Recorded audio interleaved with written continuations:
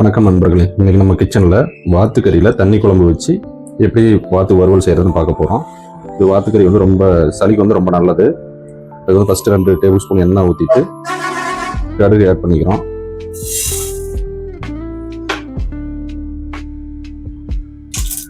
கடுகு பொரிய ஆரம்பிச்சதுலையும் கருவேப்பிலை, வரமிளகா ஒரு 3 நம்பர்,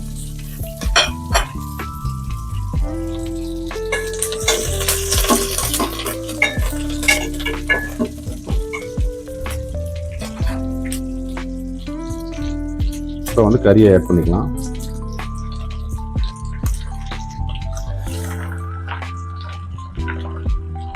நான் வந்து 2 வாத்து எடுத்துருக்கிறேன். வாத்துக்கறியை பொறுத்த வரைக்கும் வந்து அது அங்கேயும் நீட்டாக தான் வெட்டி தருவாங்க க்ளீன் பண்ணி. அதை வந்து கழுகாதீங்க, அந்த ரத்தம் போச்சுன்னா அந்த டேஸ்ட் கொஞ்சம் வராது. கறியை போட்டுட்டு கறியில் வந்து மஞ்சள் தூள் வந்து 1 டீஸ்பூனு, தேவையான அளவு கல்லுப்பு,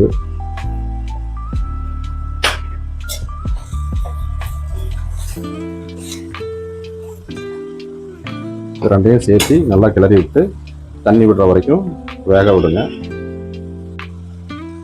இப்போ மூடி போட்டு ஒரு 10 நிமிஷத்துக்கு வந்து நம்ம வேக விடலாம். இப்போ 10 நிமிஷம் ஆயிடுச்சு. மூடியை எடுத்துட்டு இப்போ கறி நல்லா தண்ணி விட்டு உருண்டு வந்துருச்சு. இந்த டைமில் உங்களுக்கு குழம்புக்கு எவ்வளோ தேவையோ அந்த அளவுக்கு தண்ணி ஊற்றிக்கிங்க.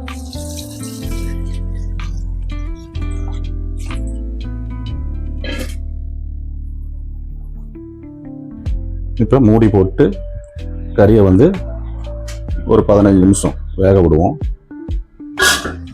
இப்போ கறிக்கு தேவையான மசாலாவை ரெடி பண்ணலாம். அதுக்கு வந்து பார்த்திங்கன்னா சோம்பு ஒரு 4 டேபிள் ஸ்பூனு, மிளகு வந்து 1 டேபிள் ஸ்பூன் எடுத்துருக்கிறேன்.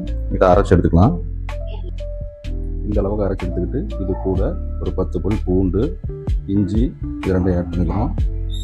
அது கூடவே பெரிய வெங்காயம், சின்ன வெங்காயம் வந்து ஒரு 10 நம்பர் ஆட் பண்ணி இதை அரைச்சி எடுத்துக்கலாம். இஞ்சி, பூண்டு, சோம்பு, மிளகு, சின்ன வெங்காயம் ஒரு 10 நம்பர் போட்டு அரைச்சி இதை எடுத்து தனியாக வச்சுக்கலாம். அடுத்தது வந்து சின்ன வெங்காயம் வந்து ஒரு 30 நம்பர், கிட்டத்தட்ட ஒரு 1/4 கிலோ இருக்கும். அதை ஆட் பண்ணிக்கலாம். இதையும் அரைச்சி எடுத்துக்கலாம். அரைச்சி எடுத்துட்டு காமிக்கிறேன். இப்போ மசாலா அரைச்சாச்சு. இது எதுவும் வணக்க தேவையில்லை, எல்லாம் பச்சையாக தான். அடுத்தது நம்ம வந்து கறி வறுக்கிறதுக்கு வந்து இதுலேயே கொஞ்சம் எடுத்து தனியாக வச்சுக்கலாம். இது அரைச்ச வெங்காயம் கொஞ்சம், இஞ்சி, பூண்டு, சோம்பு, மிளகு பேஸ்ட்டு இந்த அளவுக்கு இருந்ததுன்னா போதும். எடுத்து கறி வெந்த உடனே காமிக்கிறேன். இப்போ என்னாச்சு, இப்போ எடுத்துட்டு கறி கொதி வந்துருச்சு. இந்த டைமில் வந்து நம்ம அந்த வெங்காயம் அடிச்சு வச்சுக்கோம். அந்த வெங்காய பேஸ்ட்டு, இஞ்சி, பூண்டு, சோம்பு பேஸ்ட்டு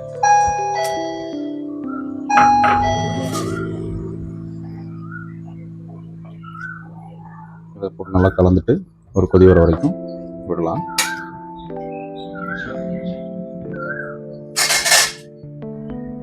இப்போ இது கூட நம்ம வந்து கொஞ்சமாக சிக்கன் மசாலா,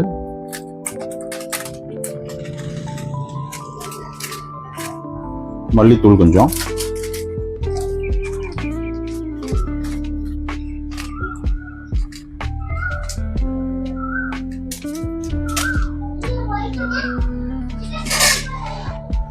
ஆட் பண்ணிவிட்டு நாம் இப்போ குழம்பு நல்லா கொதி வரட்டுன்னு அப்புறம் வந்து குழம்ப வடிச்சுட்டு நம்ம கறியை ஃப்ரை பண்ணலாம்.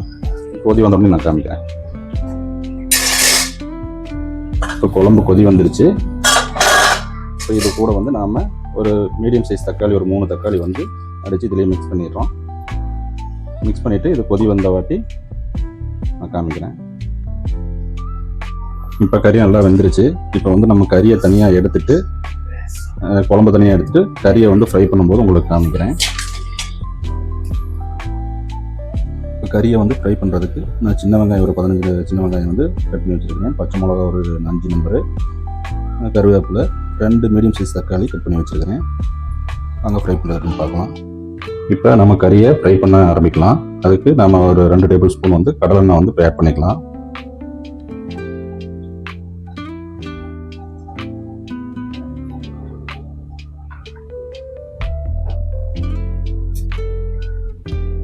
இப்போ அது கூட கடுகு வந்து ஒரு டீஸ்பூனு.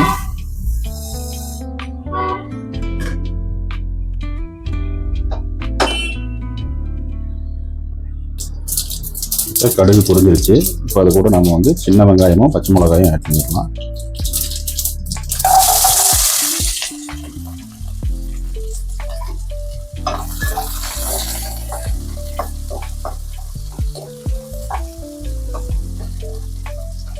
கருவேப்பிலை ஆட் பண்ணிக்கலாம்.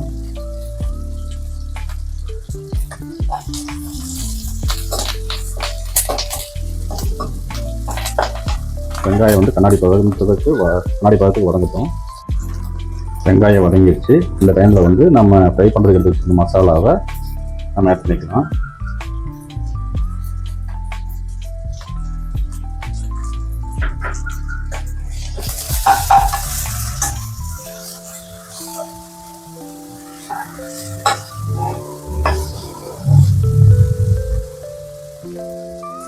மசாலா நல்லா வதங்கிடுச்சு. இப்போ வந்து நம்ம தக்காளி ஆட் பண்ணிக்கலாம்.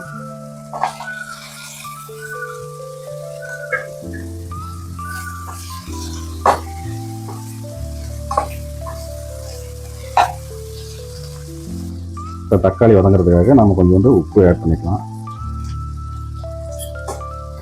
உப்பு நம்ம வந்து குழம்புலையும் போட்டுக்கிறோம். இது வந்து இந்த மசாலுக்கு தேவையான அளவு வந்து உப்பு போடுங்க. கறியை போட்டு வதக்கிட்டு அதுக்கப்புறமா தேவையான அளவு உப்பு பார்த்துட்டு போட்டுக்கணும். தக்காளி இந்த அளவுக்கு உடஞ்சி வந்ததுலையும் இதில் வந்து நாம் வந்து ஒரு டேபிள் ஸ்பூன் வந்து சிக்கன் மசாலா சேர்த்திக்கலாம்.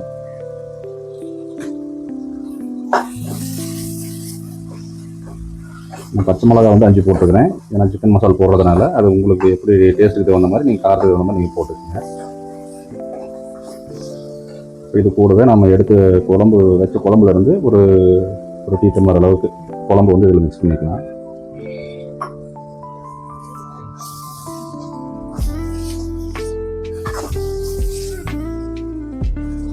இப்போ மசாலா நல்லா பச்சை வாசனை போகிற அளவுக்கு நல்லா வணங்கிடுச்சு. இந்த டைமில் நம்ம வந்து கறியை வந்து எடுத்து வச்ச கறியை ஆட் பண்ணிக்கலாம்.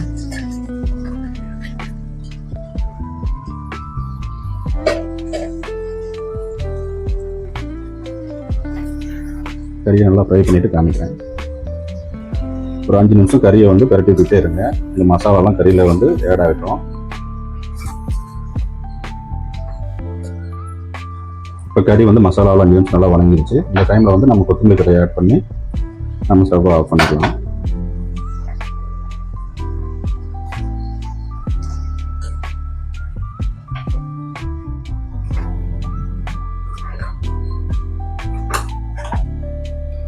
ஓகே நண்பர்களே, இன்றைக்கி நம்ம கிச்சனில் சுவையான வாத்துக்கறி தண்ணி குழம்பு, வாத்துக்கறி வறுவல் 2 ரெடி பண்ணியாச்சு.